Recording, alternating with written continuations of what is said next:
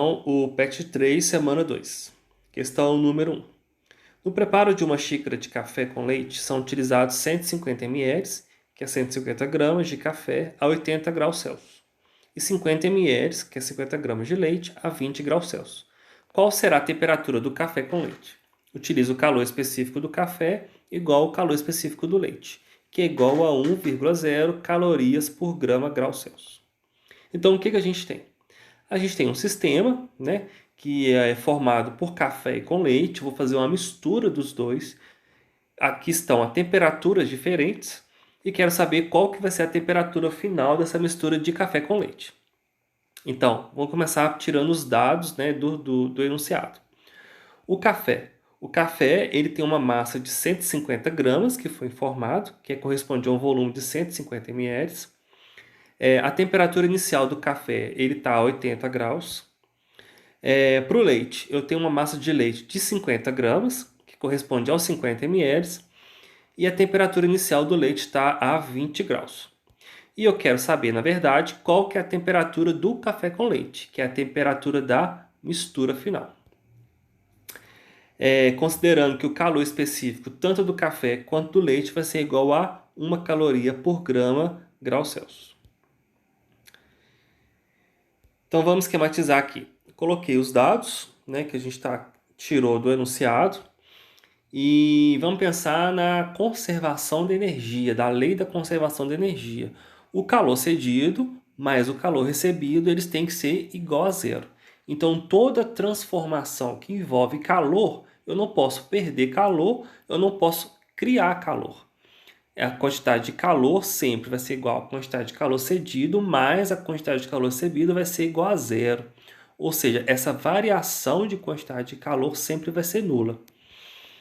Com isso, o calor cedido eu vou chamar de Q do café, né? O café está a uma temperatura maior, está a 80 graus, então ele vai ceder calor. E o calor recebido vai ser o calor do leite. O que é leite? O leite está a uma temperatura menor, então ele vai receber calor. E sabendo que a quantidade de calor cedido do café mais a quantidade de calor recebida pelo leite vai ser igual a zero pela conservação de energia. Então, para a gente calcular, existe a fórmula Q igual a mc ΔT, em que Q é a quantidade de calor, m é a massa, C é o calor específico e ΔT é a temperatura. Fazendo isso para o café, eu tenho a quantidade de calor do café vai ser igual à massa do café vezes o calor específico do café vezes a variação na temperatura do café, que é a temperatura final menos a temperatura inicial do café. Colocando os dados que foram informados, a quantidade de calor do café vai ser 150 gramas vezes 1 caloria por grama grau Celsius vezes a temperatura final, que é o que eu quero descobrir, menos 80.